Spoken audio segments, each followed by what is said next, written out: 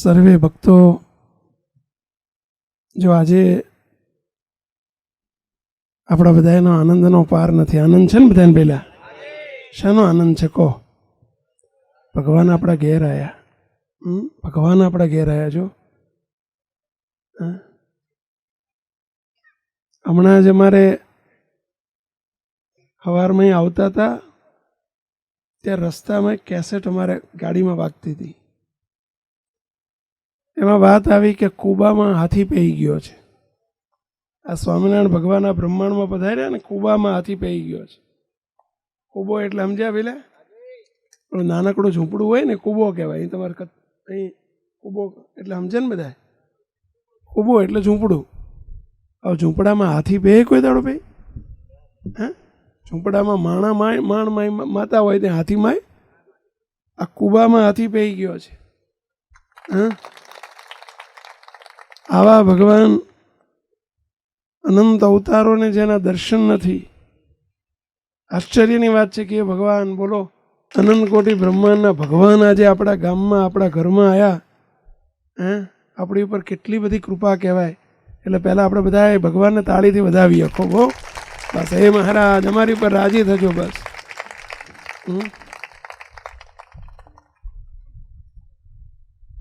મુક્તો મોટા સંતો એટલે કીધું કે કીડી કુંજરનો મેળાપ જીવન જાણું છું. શાનો મેળાપ થયો પેલા? કીડી અને કુંજર. કુંજર એટલે હાથી. કીડીની ને હાથીની ભાઈબંધી થાય કોઈ દાડો?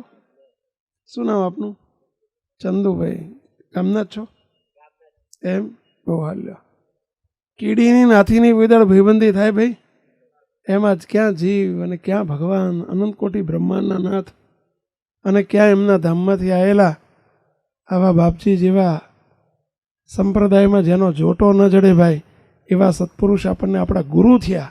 આપણી ઉપર કેટલી બધી કરુણા કહેવાય ભાઈ કે આપણને એમને ગુરુ કહેવાનું મળે છે. કે અમારા ગુરુ કોણ? તો કે બાપજી. મુક્તો ભગવાન સ્વામિનારાયણ બ્રહ્માંડમાં આ કામ કરવા આવ્યા છે. શ્રીજી મહારાજ કહેતા, આપણા અબજી બાપા કહેતા કે કેળ ઉપર તો કેળા આવે. કેળ એટલે સમજે ને પેલા કેળનું ઝાડ ના હોય એમ તો મને લાગે છે. કેળનું શું હોય? છોડ હોય, મોટો છોડ હોય. હા, કેળ ઉપર તો કેળા આવે પણ થોરિયા ઉપર કેળા આવે? ચંદુભાઈ, થોરિયા ઉપર કેળા આવે કે? આ થોરિયા ઉપર કેળા આવ્યા છે ભાઈ. થોરિયા ઉપર કેળા આવ્યા છે.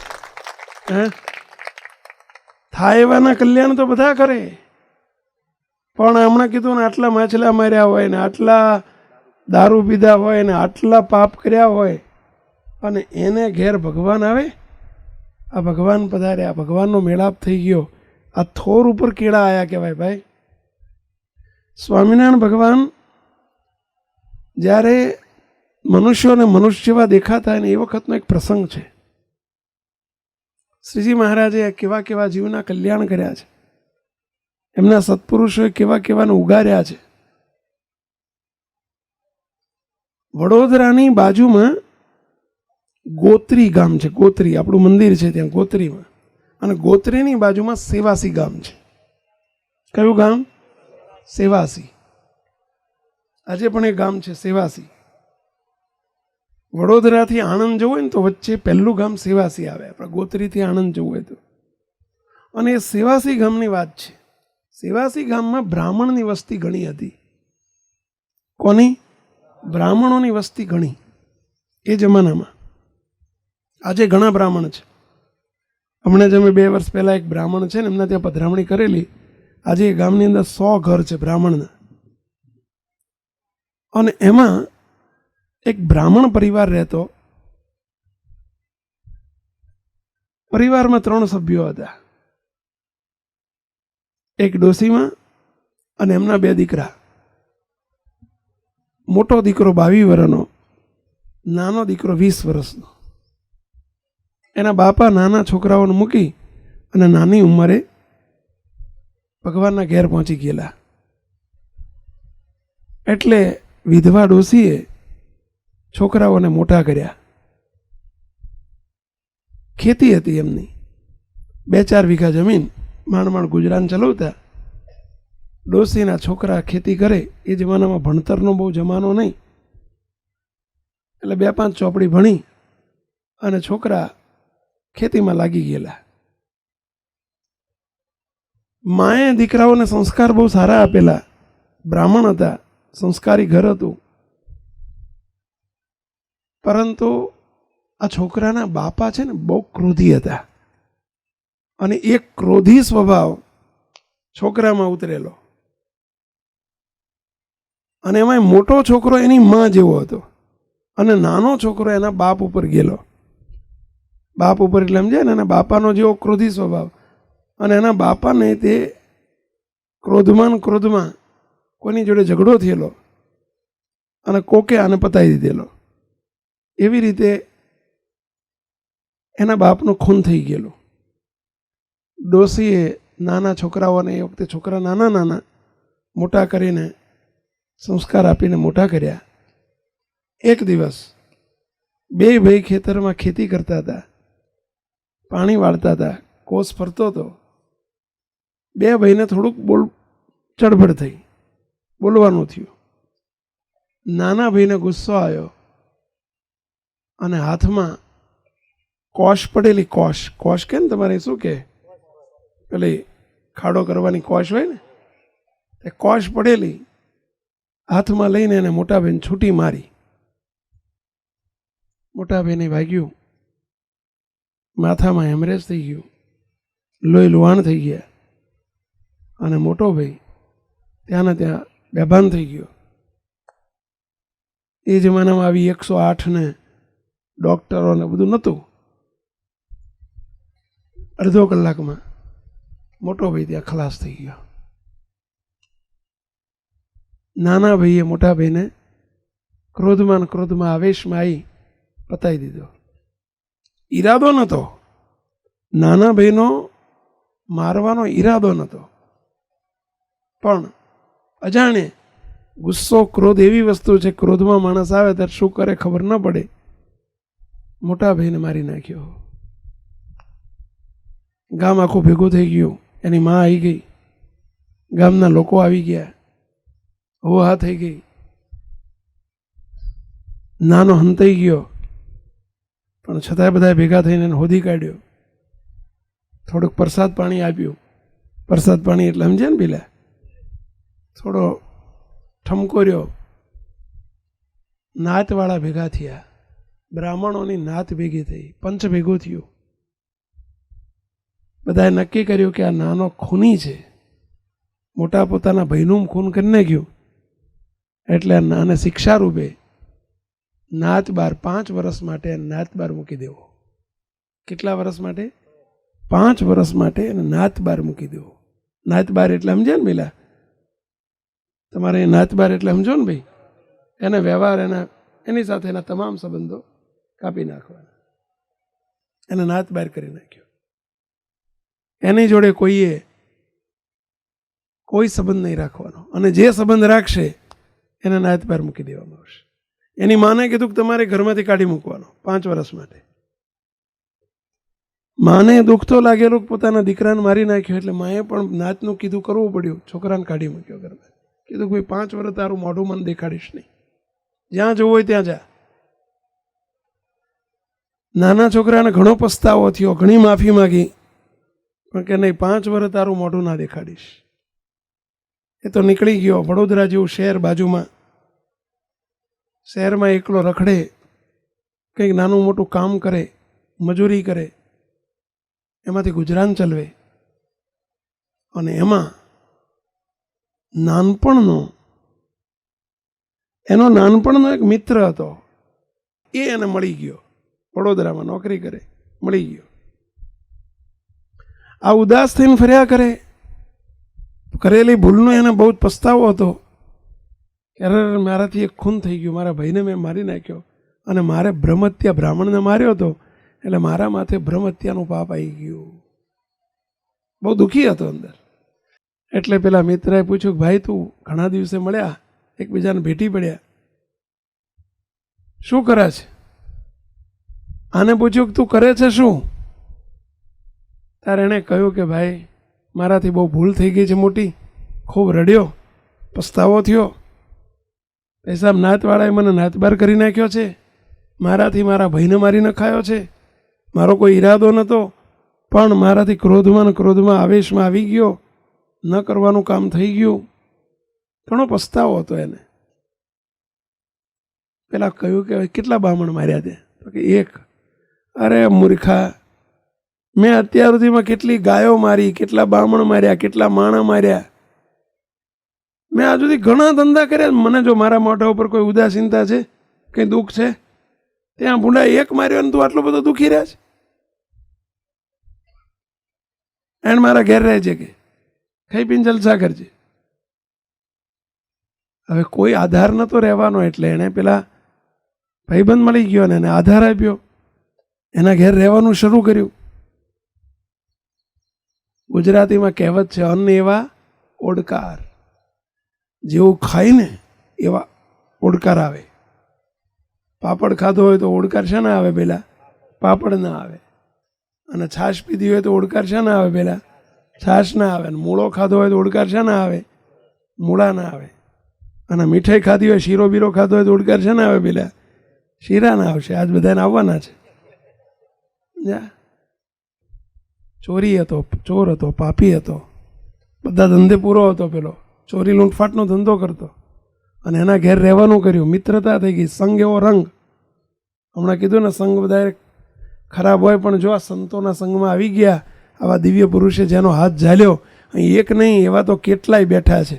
હમણાં નવલસિંહ જેવા, હિંમતસિંહ જેવા કેટલાય બેઠા છે. બોલો, એમણે જિંદગીમાં કેટલાય દારૂ પીધા છે, અને કેટલાય વ્યસનો કર્યા હશે, એવા ઘણા બેઠા છે. અને પંચમહાલમાં તો એવા ઢગલા બંધ જોવા મળે, પણ આવા દિવ્ય પુરુષની છત્ર છાયા મળી ગઈ અને એમના દર્શન થયા, એમને જોગ કર્યો ને એમણે હાથ ઝાલી લીધો ને પહેલા, આ કામ થઈ ગયા. જો આખી રોનક બદલાઈ ગઈ આ પંચમહાલની.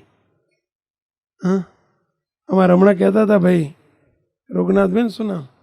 હા, હમણાં કહેતા હતા કે સ્વામી, અમારો આ બધો પંથક, અમારું આ ગામે તે અત્યારે 75-80% ફેર પડી ગયો છે કે, પણ હજુ મારી ધ્યાન 20% ઉપર હતું, 75-80% ઉપર નહીં, કે 20% બાકી રહ્યું છે ને.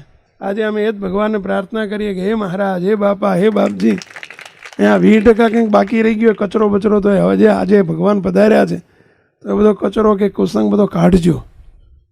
ભગવાન પધારે, ઇલેક્ટ્રિકનો કરંટ, બાપજી કહે છે ને, ઇલેક્ટ્રિકનો કોઈને કરંટ લાગે અને એને જે અડે એને કરંટ લાગે કે ના લાગે? ભાઈ, એને બીજો અડે તો એને કરંટ લાગે કે ના લાગે?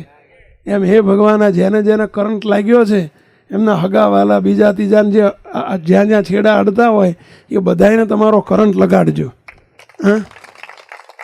કરંટ એટલે સમજ્યા ને ભાઈ, બીજો કરંટ ના સમજતા હો. ભગવાનના કરંટમાં બહુ માલ હોય ભાઈ. કુસંગીનો કરંટ લાગે તો આપણને કુસંગી કરી નાખે, પણ ભગવાનનો કરંટ લાગે તો આપણા જીવન બદલી નાખે ભાઈ. પેલા કુસંગીનો મિત્રનો સંગ થઈ ગયો. પેલા બ્રાહ્મણને એના ઘરનું ખાધું, બુદ્ધિ ભ્રષ્ટ થતી ગઈ, અને ચોરનું ઘર હતું અને ચોરનો સંગ લાગ્યો. ઓલાને એક દાડો કે હેણ મારી જોડે, ક્યાં? અરે ધંધો લગાડું તને, ચાલ. ચોરી કરવા લાગ્યા. અને આ જિંદગીમાં કોઈ દર નહીં કરેલું, પણ ભાઈબંધીનો સંગ થયો અને એને ચોર બનાવી દીધો. એક ચોરી કરીને, બીજી કરીને, ત્રીજી કરીને, આ બધો એનો ધંધો જે હતો. હવે પેલાને બુદ્ધિ ભ્રષ્ટ થતી ગઈ, કારણ કે અન્ય એવા ઓડકાર થાય. બ્રાહ્મણનો દીકરો તો સંસ્કાર બધા સાફ થઈ ગયા, ધોઈ ગયા, અને ઉપરથી એને ભાઈબંધ એવો મળી ગયો. બુદ્ધિ ભ્રષ્ટ થતી ગઈ, દાડે દાડે ખોટા ધંધા કરતો ગયો. અને એમાં ભગવાનને કરવું ને પેલો ભાઈબંધ બહુ દારૂ પીતો હતો, અને એમાં માંદો પડ્યો અને એનો અંતકાળ સમય આવ્યો, એનો દેહ પડી ગયો. પેલો ભાઈબંધનું મૃત્યુ થઈ ગયું અકાળે. એના ઘરમાં રહેતો. પેલા ભાઈબંધની સ્ત્રી હતી અને એની સાથે આ બ્રાહ્મણે લગ્ન કર્યા. પોતાના ભાઈબંધની પત્ની સાથે એને લગ્ન કર્યા. દિવસે દિવસે વધુ ને વધુ બગાડ પેસતો ગયો. અંદર જેમ કાદવમાં ખૂંચાય ને એમ ખૂંચાતો ગયો. કોઈ પૂછે કે તું કોણ? તો શું કહેવું? બ્રાહ્મણ કેવું? શું કહેવું? કહો હવે. પેલું વર્ણ ભ્રષ્ટ થયો ને. બધા ધંધા કરી જોયા, દારૂ માંસાહાર બધે ચડી ગયો. સંગ ક્યાં લઈ જાય છે જો? ભગવાનના સંતનો સંગ મળે ક્યાં લઈ જાય? આપણે નાના હતા તમારે અહીંયા ખબર નથી, પેલી સાપસીડીની રમત આવે, ખબર છોકરા રમે? કેટલા જોયેલી છે સાપસીડીની રમત? બાળકોએ જોઈએ છે નહીં? લ્યો, વાહ ભાઈ વાહ. એમાં શું હોય ખબર છે? પેલી કુંકરી હોય અને એમાં કુંકરીથી નાખે ને એમાં જો સીડીની નીચે સીડી એ કુંકરી આવી જાય તો ક્યાં જતો રહે? ઠેઠ ઉપર. અને સાપના મોઢામાં કુંકરી આવી જાય તો શું થાય? પેલા ઠેઠ હેઠે તળીએ. એમાં આ બધા એને જો આ સીડી આવી છે આજે આપણે, આ કલ્યાણની સીડી ભગવાન આવી છે. ભગવાનના મોટા સંતો, આ બધા સંતો છે ને, આ સંતો બધા સીડી જેવા છે. સંતના સંગમાં આવે તો આપણને ઠેઠ પહોંચાડી દે ઉપર. ઉપર એટલે ક્યાં? પહેલા અધર નહીં હો, ભગવાન પાસે. અને કુસંગીનો સંગ થાય તો શું થાય? સાપના મોઢામાં મૂકી દે, સીધા તળીએ બધું સાફ કરી નાખે.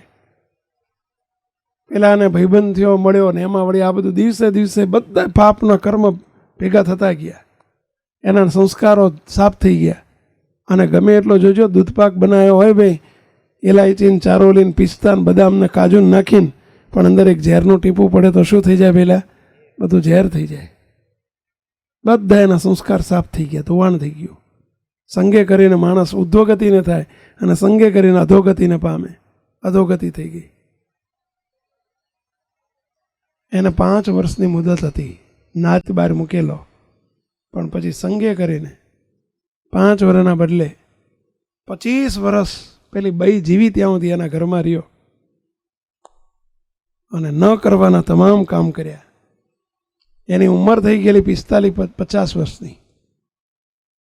કોની? પેલા બ્રાહ્મણની. અને એની બઈ મરી ગઈ પછી એને બહુ પસ્તાવો થયો કે યાર હું બ્રાહ્મણ અને મારા કેવા સંસ્કાર. એની માએ ધમ મરી ગયેલી, પછી તો ધમમાં ગયેલી, કોઈ રેલો નહીં કુટુંબમાં. ઘણો પસ્તાવો થયો. અરર મેં મારી માને મારી વિયોગમાં છોકરાના વિયોગમાં માને મારી નાખી, ભાઈને મારી નાખ્યો. અને મેં કેટલા બધા પાપ કર્યા, દારૂ ને વ્યભિચાર ને બધું કરવા માંડ્યું. અરે મારું શું થશે? બહુ પસ્તાવો થયો. કોકે કહ્યું કે ભાઈ તારા પાપ ધોવાય, એક જ ઉપાયથી ધોવાય. ભગવાન મળી જાય ને કાં તો ભગવાનના સાચા સંત મળી જાય અને કોઈ સંતના દર્શન થઈ જાય, કોઈ સાચા સંતની સેવા થઈ જાય તો તારા બધા પાપ બળી જાય. એણે વિચાર કર્યો કે એવા સંતને ક્યાં શોધવા. ત્યારે કોઈકે કહ્યું કે ભાઈ તું એક ગામ કરે, એક પરબ બાંધીને રહે. પરબ બાંધ. પરબ એટલે સમજે ને પેલા પાણીની પરબ બાંધ. એણે પોતાનું ગામ સેવાસી ગામના ઝાંપામાં એક ઝૂંપડી બાંધીને રહેતો અને એણે પરબ ચાલુ કરી. 2-4 માટલા ભરી. પહેલાંના જમાનામાં પેલું મશીન નહોતા પેલા ઠંડા પાણીના, લોકો પરબ બાંધતા શું કરતા? પહેલાં માટલું ભરીને મૂકીને બેહીને હવારથી હાંજ સુધી જે આવે એને પાણી પાય.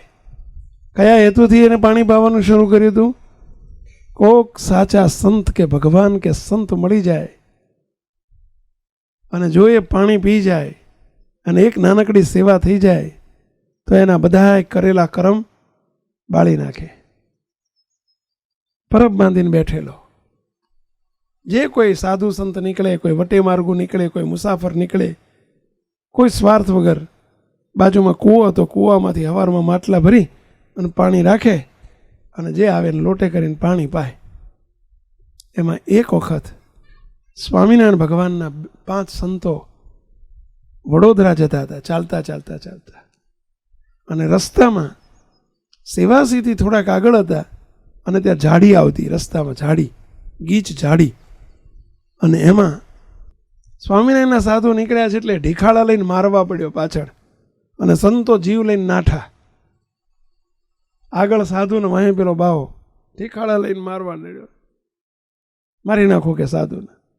સંતો ઉનાળાનો ધોમ ધકતો તાપ હતો અને સંતો મુઠ્ઠીઓ વાળી નાઠા. અને એમાં એક સૌથી મોટા સંત હતા, ઉંમરલાયક હતા, તદ્રુપાનંદ સ્વામી એમનું નામ હતું. બ્રહ્માનંદ સ્વામીના શિષ્ય હતા. શરીર થોડું એમનું ભારે હતું અને ઉનાળાની ગરમીમાં દોડ્યા દોડ્યા ને એકદમ તાપ, જબરો તાપ હતો અને ખૂબ દોડવાનું થયું. ઓલિયાની પરબ હતી ને, જ્યાં ગામના ઝાંપામાં પરબ, એ પરબ આગળ સ્વામી આવ્યા અને સ્વામીને મૂર્છા થઈ ગઈ. મૂર્છા એટલે સમજ્યા ને, પેલા બેભાન થઈ ગયા.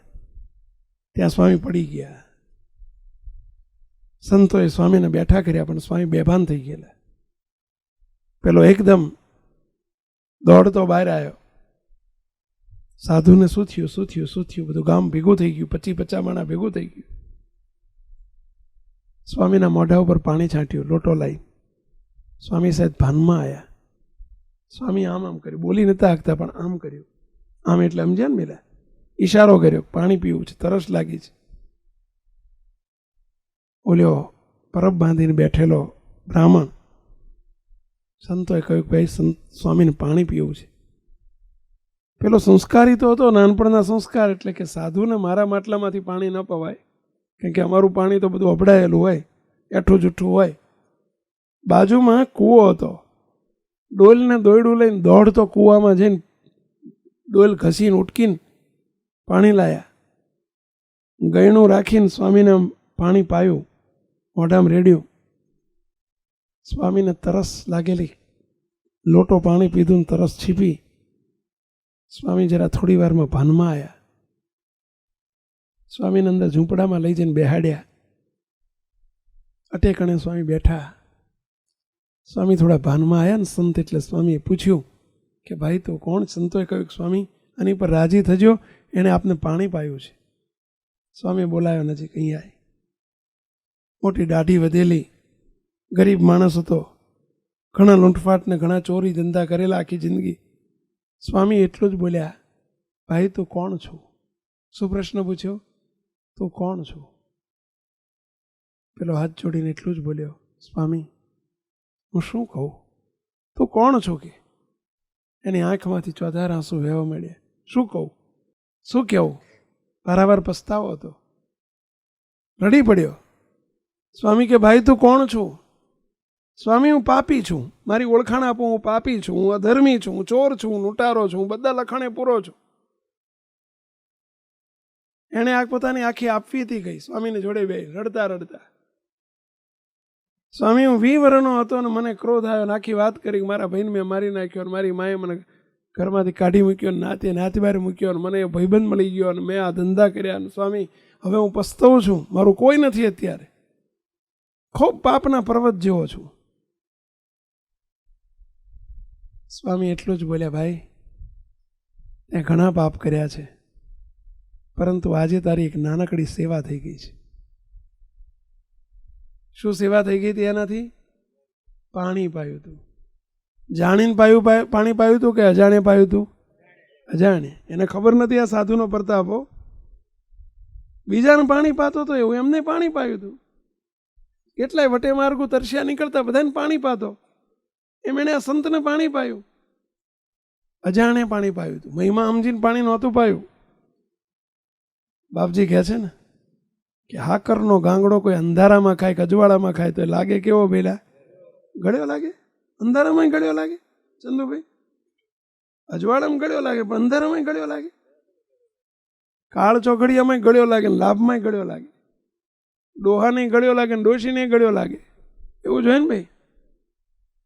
અને સ્વામીને પાણી પાયું હતું, ભલે મહિમા એને ખબર નહોતો. સ્વામી કે ભાઈ તારા કરેલા સર્વે પાપ આજે બળીને ભસ્મીભૂત થઈ ગયા. ત્યાં ગમે એટલા પાપ કર્યા છે, પણ તે અમને પ્રગટ ભગવાન સ્વામિનારાયણના સાધુને તે પાણી પાયું છે. તારા સર્વે પાપ આજે બળી ગયા. જો આ સ્વામિનારાયણના સાધુને પાણી પાવાનો આટલો પ્રતાપ છે ભાઈઓ, આ સ્વામિનારાયણના સાધુ છો આ બધા. સ્વામિનારાયણ ભગવાને તો કહ્યું છે કે હે સંતો, તમને કોઈ હાથ જોડીને પગે લાગે, આ સંતોને કોઈ હાથ જોડીને પગે લાગે ને તો તે ભાઈઓ જન્મ જન્મના ફેરા ટળી જાય, અનંત જન્મના ફેરા ટળી જાય, પાપ માત્ર બાળી નાખે. સંતોને કોઈ જમાડે, સંતોને કોઈ વસ્ત્ર ઓઢાડે, સંતોને કોઈ પાણી પાય. આ સ્વામિનારાયણના સાધુનો આટલો બધો પ્રતાપ છે, તો સ્વામિનારાયણ ભગવાનનો કેટલો પ્રતાપ હશે એ તો વિચાર કરો પહેલા. બ્રહ્માનંદ સ્વામી કે લાય તારો હાથ લાય. સ્વામી એનો હાથ લીધો, હાથમાં પાણી મૂક્યું, સ્વામી વર્તમાન ધરાયા. જા તારા આનંદ જન્મના ફેરા આજે ખાતું ચૂકતે તારું. બોલો કે પ્રભુ તમે કોના સાધુ છો? એ તો કહો. સ્વામિનારાયણ ભગવાનના સાધુ છે. અને પહેલું નામ સાંભળ્યું, પણ કાન ઉપર સ્વામિનારાયણ મંત્ર પડ્યો ને, એની અંદર રહેલી બુદ્ધિ બધી ભ્રષ્ટ થઈ ગયેલી બુદ્ધિ પવિત્ર થઈ. પ્રભુ સંતો સ્વામિનારાયણ ભગવાનના મારે દર્શન કરવા છે. હા ચાલ અમારી જોડે. કે ક્યાં છે? સ્વામિનારાયણ ભગવાન નજીકમાં વડતાલ ગામ છે, અને વડતાલમાં સ્વામિનારાયણ ભગવાન બિરાજે છે. લગર વગર કપડાં જૂના હાવ, અને આવડી મોટી દાઢી વધેલી, પાપના પર્વત જેવો, પણ સ્વામીએ પાપ બાળી નાખ્યા. ચાલ અમારી જોડે. સ્વામિનારાયણ ભગવાન આવરી મોટી સભા કહીને બેઠેલા. તદ્રુપાનંદ સ્વામી લઈને જાય છે. તદ્રુપાનંદ સ્વામી દૂરથી બતાવ્યું કે જો સામે બેઠા ને સિંહાસન ઉપર, એ સ્વામિનારાયણ ભગવાન છે. જઈને જા, લાંબો થઈને દંડવત કરજે કે અમે આવીએ છીએ. સંતો ઉતારા પાણી કરીને કે અમે પોટલા બોટલા છે બધું મૂકીને આવીએ છીએ. મોટી સભા ભરીને બેઠેલી, અને પેલો આવીને દંડવત કરવા માંડ્યો. દંડવત એટલે સમજ્યા ને, સ્વામિનારાયણ ભગવાનના સંતો હરિભક્તો બધા લાંબા થાય ને ટૂંકા થાય. ઘણા નવા હોય ને એમ થાય કે શું આ લાંબા ટૂંકા થાય. પણ પોતાનું સર્વસ્વ ભગવાનને અર્પણ કર્યું છે એનું પ્રતીક છે આ દંડવત. દંડવત કરે પેલો. સ્વામિનારાયણ ભગવાનની નજર એક થઈ ગઈ. પેલા એ ભગવાન સામું જોયું, ભગવાને એની સામું જોયું, નજર એક થઈ, અને એકદમ પેલાને થઈ ગઈ સમાધિ. પડ્યો ત્યાં ભૂ થઈને હેઠો. સભામાં બધા ઊભા થઈ ગયા. શું થયું? હવે સભાના જે આગેવાન હતા આગળ જ બેઠેલા, વડોદરાના બ્રાહ્મણ જ્ઞાતિના આગેવાન હતા, પ્રમુખ હતા બ્રાહ્મણ જ્ઞાતિના. રામચંદ્ર એમનું નામ હતું, રામચંદ્ર વાઘમોડિયા. એમની સરનેમ, એમની ઓટક હતી વાઘમોડિયા, બ્રાહ્મણમાં આવે. અને રામચંદ્ર એમનું નામ હતું, ને બ્રાહ્મણ જ્ઞાતિના એ વખતના પ્રમુખ હતા. અને એકદમ એ ઊભા થઈને પેલાને જોયો. કોને? પેલા ડોહાને જોયો. ઓળખી ગયા કે લ્યા ઓલ્યો આ તો અમારા ગામવાળો જ છે. આજે એને અમે નાચ બહાર મૂક્યો તો 30 વર્ષ પહેલા. આ એવો એ છે, આ તો પાપના પર્વત જેવો છે. આ કોઈ ઇતિહાસ જાણે કે આ તો સેવાસીનો અમારા ગામનો બામણ, પણ એ તો બંધ થયો હતો ને, એ તો ચોરી લૂંટફાટ ને દારૂ ને વ્યભિચાર ને બધું કર્યું છે. ઓળખે. એને પ્રશ્ન થયો. સ્વામિનારાયણ ભગવાનને પ્રશ્ન પૂછે છે, હે મહારાજ, કોઈ ધર્મી માણસ હોય કે જેને સારા કર્મ કર્યા હોય, કોઈ ભગવાનનો ભગત હોય, અને એને તમારા દર્શનથી સમાધિ થાય એ તો સમજ્યા, પરંતુ આવા અધર્મીને, આવા જેને પાપના પર્વત જેવાને પ્રભુ તમારા દર્શન કર્યા અને સમાધિ થઈ ગઈ, એનું કારણ શું? સભામાં બધા નતા ઓળખતા, પણ એ ઓળખતા હતા એટલે પ્રભુને પ્રશ્ન પૂછ્યો.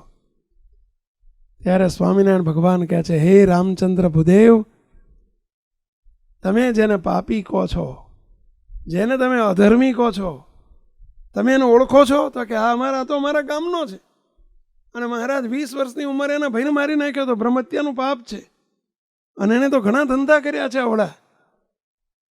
સ્વામિનારાયણ ભગવાન કહે છે, ભૂદેવ, રામચંદ્ર ભૂદેવ, એ પાપી છે નહીં, પાપી હતો. શું કહે છે?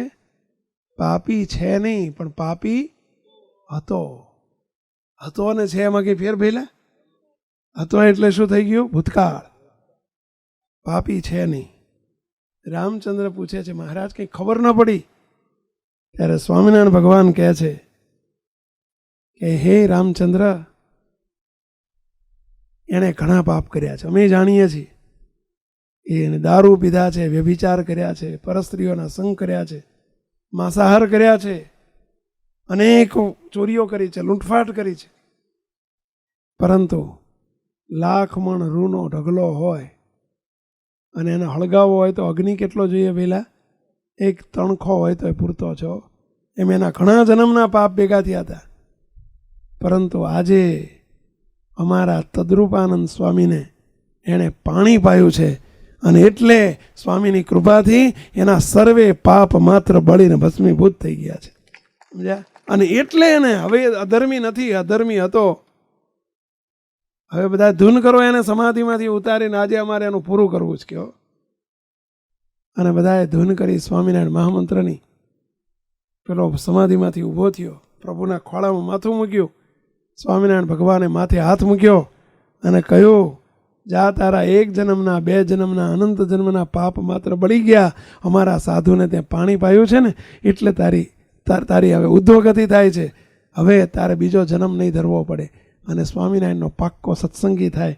અને આ બ્રાહ્મણ ભગવાન સ્વામિનારાયણ જોડે પછી 12 વર્ષ રહ્યો છે અને શ્રીજી મહારાજની સેવામાં કાયમ માટે રહ્યા. અને મહારાજે એનું પૂરું કર્યું. મુક્તો આ વાત એટલે યાદ આવે છે કે અહીંયા પણ આ વિસ્તારમાં ઘણા બધા એવા છે કે જેણે આવા નાના મોટા પાપ કર્યા હોય, વ્યભિચાર કર્યા હોય, અધર્મ કર્યા હોય, પણ આજે બધા એ ઠેકાણે આવી ગયા છે. આપણે ઠેકાણે આવી ગયા છે. ઠેકાણે એટલે ખરા સમજ્યા ને બેલા? આ ભગવાન સ્વામિનારાયણના પ્રતાપ અને એમના શરણે આવ્યા છે. આવા દિવ્ય પુરુષ એમની દ્રષ્ટિ આપણી ઉપર પડી રહી છે. હા, અને આપણે ભગવાનના શરણે આવ્યા છે. મહારાજને પ્રાર્થના કરીએ કે હે મહારાજ, આ બધા એનું ખૂબ પૂરું કરજો. અને આ સ્વામિનારાયણ મંત્ર જેની હમણાં આપણે ધૂન કરતા હતા ને પહેલાં, મુક્તો સ્વામિનારાયણ ભગવાનનો બહુ મોટો આશીર્વાદ છે કે આ મંત્રથી કેવા કેવા મહારાજ કે ગમે તેવું અમારે અહીંથી જ આખું મંડળ આવે છે. દર મંગળવાર ને શુક્રવાર, કયા 2 દિવસ આવે છે? મંગળ અને શુક્રવાર. બોલો, દર મંગળવાર અને શુક્રવાર હાજે આવો છો ને?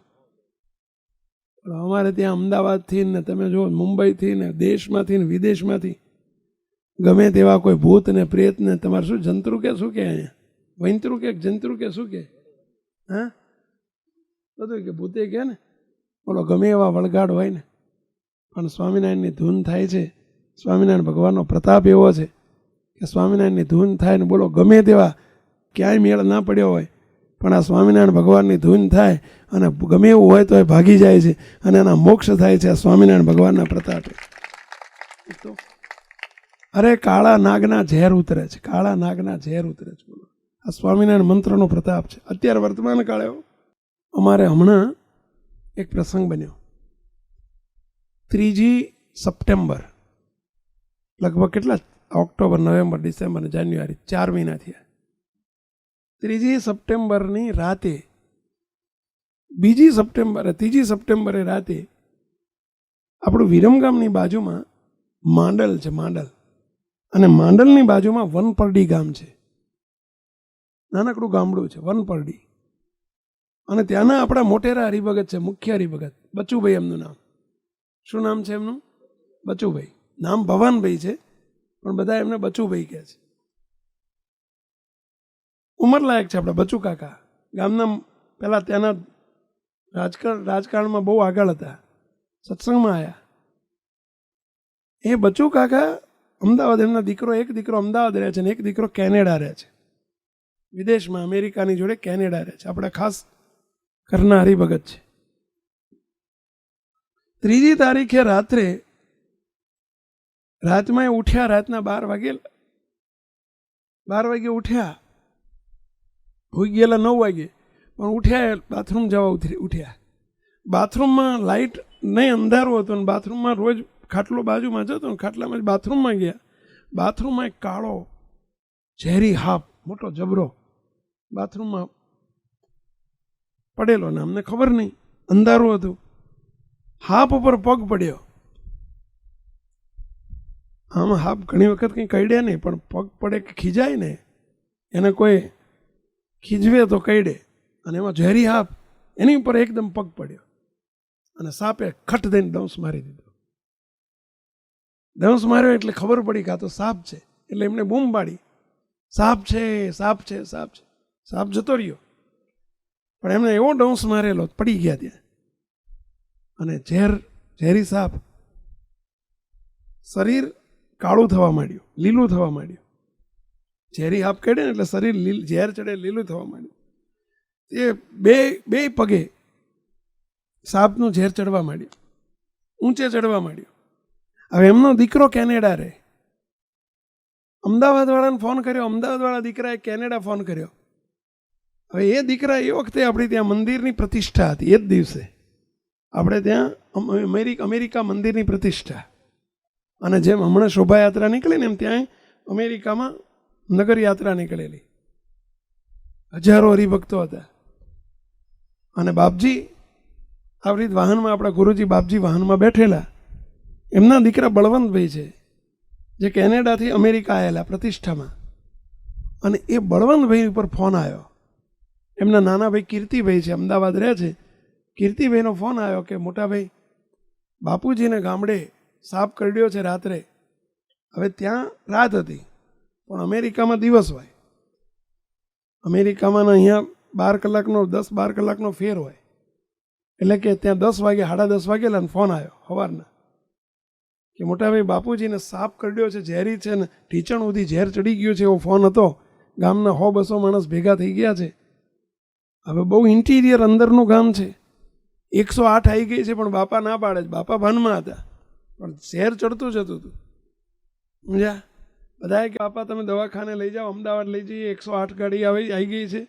108 આ બાજુ આ હોય છે ને અહીંયા મને લાગે. તો કે મારે દવાખાને જવું નથી. તો કે આપણા ગામમાં પેલા ભુવા છે, મંત્રે છે, પેલો દોરો મંત્રે એટલે દોરો બંધાઈ દઈએ. મારે દોરો ધાગો કંઈ કરવો નથી.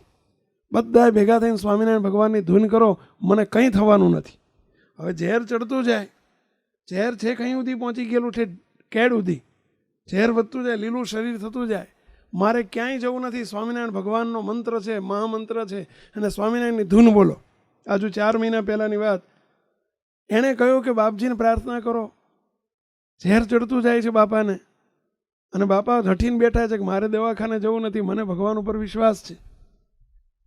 બાપજીને આવીને વાત કરી. બાપજી શોભાયાત્રામાં બિરાજેલા. આવીને વાત કરી પેલા બળવંતભાઈએ કે બાપજી મારા બાપાને, બચુ બાપાને સાપ કરડ્યો છે ને ઝેર ચડી રહ્યું છે. બાપા ના પાડે દવાખાને જવાની. બાપજી કે કંઈ જવાની જરૂર નથી, અમે પ્રાર્થના કરીએ છીએ અને સ્વામિનારાયણની ધૂન તમ તાર ચાલુ કરી દો. કે ધૂન ચાલુ છે, બસ ધૂન ચાલુ રાખો. સ્વામિનારાયણ મંત્ર એટલો પ્રતાપી મંત્ર છે, કાળા નાગના ઝેર પણ ઉતરે છે, માટે કોઈ ચિંતા કરશો નહીં. અને ત્યાં ધૂન ચાલુ થઈ. કલાક થયો, 2 કલાક થયો, કેડુથી ઝેર ચડી ગયેલું. પેલા ધૂન ચાલુ ને ચાલુ 25-50 જણા બેસી ગયેલા અને સ્વામિનારાયણ મંત્રની ધૂન ચાલુ છે. અને ધીમે ધીમે ધીમે ધીમે ઝેર ઉતરવા માંડ્યું. જે ચડતું હતું એ માંડ્યું ઉતરવા. સવારના 4 વાગે, રાતના 12 વાગ્યાથી 4 વાગે એકદમ બધું ઝેર ઉતરી ગયું. ડોહા ઊભા થઈ ગયા. અત્યારે નખમાંય કાંઈ નથી, કોઈ ક્ષતિ ત્રુટી નથી, બધું ઝેર ભગવાને ઉતારી દીધું. સ્વામિનારાયણ મહામંત્ર એવો પ્રતાપી મંત્ર છે. મુક્તો આપ સૌને પણ અમે વિનંતી કરીએ છીએ કે કોઈ જંત્ર મંત્ર દોરા ધાગા કોઈ કાંઈ ખર્ચા કરવાની જરૂર નથી. ગમે તેવા મહારોગ હોય, અરે ગમે તેવી, અમારે કેન્સરના રોગ મટ્યા છે. બોલો, આપણા એક પુંધરા કરીને વિજાપુરની બાજુમાં પુંધરા ગામ છે, મહેસાણા જિલ્લામાં આવ્યું. અને ત્યાંના એક હરિભગત છે, તે એમના ઘરવાળાને કેન્સર થયેલું, છાતીનું કેન્સર થયેલું. અમદાવાદની સિવિલ હોસ્પિટલમાં દાખલ કરેલા. ડૉક્ટર છૂટી પડ્યા કે આ બેનની ઉંમર એ વખતે 30 વર્ષની, 30 વર્ષના બેન, નાના બાળકો, આવડા 2 બાળકો, એક દીકરો ને એક દીકરી. બેન બહુ સત્સંગી. એમના ઘરવાળા સત્સંગી ખરા પણ થોડા ઓછા. આ બેનને બહુ સત્સંગ. હવે બેનને કેન્સર થયું. ડૉક્ટરો છૂટી પડ્યા કે બેનને લઈ જાઓ ઘેર. બધા ઓપરેશન, 2-3 ઓપરેશન થઈ ગયા છે. કોઈ પણ હિસાબે આવું બેન બચે એવા નથી. 2-4 દિવસની એમની આયુષ છે, તમે ઘેર લઈ જાઓ. હવે ઘેર લાવતા પહેલાં એમને બધા ગાડી લઈને લેવા ગયા. બેન રડી પડ્યા એમના ધણી આગળ, એમના હસબન્ડ આગળ. એમના ધણીને કહ્યું કે જો ભગવાનની ઈચ્છાથી મને ભગવાન ધામમાં લઈ જવાના છે, મને કોઈ દુઃખ નથી. હું રડું છું એના દુઃખે નથી, મારે જવાનું છે એનું દુઃખ નથી, પણ મારા 2 બાળકો નાના છે. તમારી ઉંમર એ નાની છે. એમના ધણીની ઉંમર 32 વર્ષની. તમારી ઉંમર નાની છે. હું તમને સામેથી કહું છું કે બીજી વખત તમે લગ્ન કરજો અને બીજું ઘરવાળું, બીજી સ્ત્રી ઘરમાં લાવજો, કારણ કે બાળકો નાના છે. બીજું પરણીને તમે ઘરમાં લાવજો. પણ મને ચિંતા એ છે કે બીજી સ્ત્રી, બીજી માં આવી આ છોકરાઓને, અને એ સત્સંગી હોય કે ન હોય, અને જો એને સત્સંગ નહીં હોય તો છોકરાઓને સંસ્કાર શું આપશે? તમે બાપજી જોડે જાઓ. આપણા ગુરુજી બાપજી આપણું વાસના મંદિર બિરાજે, કે તમે વાસના જાઓ, બાપજી પાસે જાઓ. બાપજીને જઈને વાત કરો કે અમારા ઘરવાળાને કેન્સરમાં હવે 2 દિવસના 2-3 દિવસના મહેમાન છે અને ભગવાન તેડી જશે, એનું મને દુઃખ નથી, પણ આ બાળકોને બીજું ઘરવાળું આવે અને બાળકોને ચિંતા, ભગવાન એની ચિંતા લઈ લે. બાપજી એટલું બોલી જાય કે ચિંતા ના કરશો, બાળકોની ચિંતા છોડી દો, ભગવાનને સોંપી દો. આટલું બાપજીના આશીર્વાદ મળી જાય એટલે મારો જીવ ભલે જતો રહેતો અને ભગવાન મને લઈ જાય, ભલે મને કોઈ દુઃખ નથી. તમે જાઓ, બાપજીના આશીર્વાદ લઈ આવો. એમના પતિને મોકલ્યા. વાસના બાપજી પૂનમનો જ દિવસ હતો, સેવક ત્યાં વાસના જ હતો. બાપ એ ભાઈ આયા મારી જોડે, મને કે બાપજીના આશીર્વાદ લેવા આવ્યો છું ને આવું છે. બિચારા રડી પડ્યા. આપણા ગુરુજી બાપજી બિરાજેલા મોટા પુરુષ શું કરી ન શકે મુક્તો.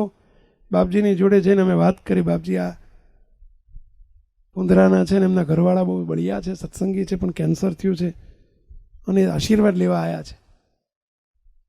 બાપજી પેલું નમ્યા ને એટલે એમના ખિસ્સામાં બીડીની થોકડી જોઈ ગયેલા. બીડી પીતા હતા, પેલી ખાખી બીડી. બાપજી કે તમે બીડી પીતા લાગો છો. હા બાપજી બીડી પીવું છે. બાપજી કે બોલો તમારા ઘરવાળાને કેન્સર મટાડવું છે? તમારા ઘરવાળાને કેન્સર મટાડવું છે? અરે બાપજી હવે છેલ્લા સ્ટેજ ઉપર છે ને ડૉક્ટરો છૂટી પડ્યા છે, 2-3 દાડાના મહેમાન છે, હવે કેન્સર છૂટે એવું નથી. બાપજી કે બોલો કેન્સર મટાડવું છે? બાપજી મટાડવું તો છે પણ હવે મેળ પડે એવો જ નથી. બાપજી કે તમારે મટાડવું છે? હા કે ના? બોલો. બાપજી મટાડવું જોઈએ ને કે.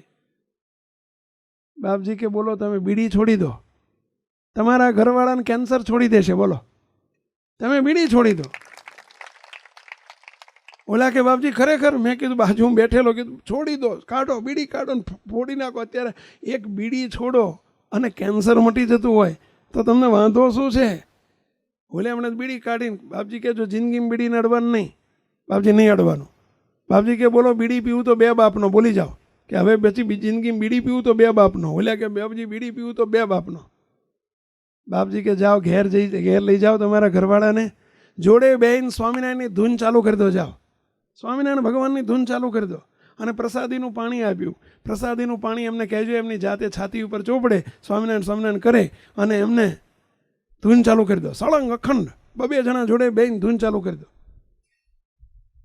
ઘેર લઈ ગયા, બાજુમાં 2 જણને વારા કાઢ્યા, ગામના બધા ભેગા થઈ ગયા. 2 જણના વારા, 24 કલાક ધૂન ચાલે.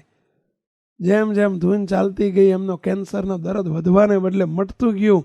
મુક્તો આ વાત હું કરું છું 1998ની. કઈ સાલની વાત છે પહેલા? 1998. કેટલા વર્ષ થયા અત્યારે? 19 વર્ષ થયા. આજે બેનમાં નખમાય રોગ નથી, એ બેન હાજા હમા છે.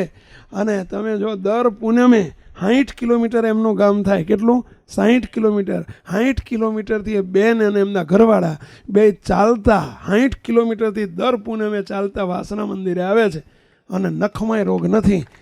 આ ક્ષણો પ્રતાપ પહેલા મોટા પુરુષનો આશીર્વાદ અને સ્વામિનારાયણ મહામંત્રનો પ્રતાપ. કયો મંત્ર ભાઈઓ? બધા બોલ્યા નહીં. કયો મંત્રની વાત ચાલે છે? આંગળી ઊંચી કહીને બોલો કયો મંત્ર? સ્વામિનારાયણ. ન બોલે ના જ બાર બોલો જો કયા મંત્રની વાત છે? સ્વામિનારાયણ. સ્વામિનારાયણ. મુક્તો ગમે તેવા રોગ હોય, ગમે તેવી આપત્તિ આવે, કોઈ તનના ધનના મનના રોગ હોય, પરંતુ અમારી તમને આદેશ છે કે આ સ્વામિનારાયણની કંઠી ગળામાં રાખજો, સ્વામિનારાયણ મંત્રની ધૂન કરજો અને ભગવાન સ્વામિનારાયણનો આશરો કરજો. આવા મોટા પુરુષ અને એમના દર્શન, આપણું ગોધર મંદિર છે, દર મહિને સ્વામી બાપજી પધારે છે. બસ એમના દર્શનને એમના આશીર્વાદ લેજો. સર્વે રોગ આપણા સર્વે દુઃખ માત્ર ટાળી નાખે એવો આ ભગવાન સ્વામિનારાયણનો મંત્ર છે. મહારાજને ખૂબ ખૂબ પ્રાર્થના કરીએ, મહારાજ બાપાને બાપજીને પ્રાર્થના કરીએ કે હે બાપા, હે બાપજી, બસ આપ વિસ્તારમાં આપ ખૂબ પધારો છો. આ બધાની ઉપર ખૂબ ખૂબ દ્રષ્ટિ થયેલી છે. આજે પણ મહારાજ પોતે આ શોભાયાત્રામાં નીકળ્યા, મહારાજની દ્રષ્ટિ બધે પડી. હે મહારાજ, બધાની ઉપર અનાજની પ્રસાદી જમે એ બધાને આને આ જન્મે તમારો આશરો કરાવીને એમનો દાયનું પૂરું કરજો કરજો ને કરજો એવી પ્રાર્થના સાથે બધાએ મુક્તોને જય સ્વામિનારાયણ.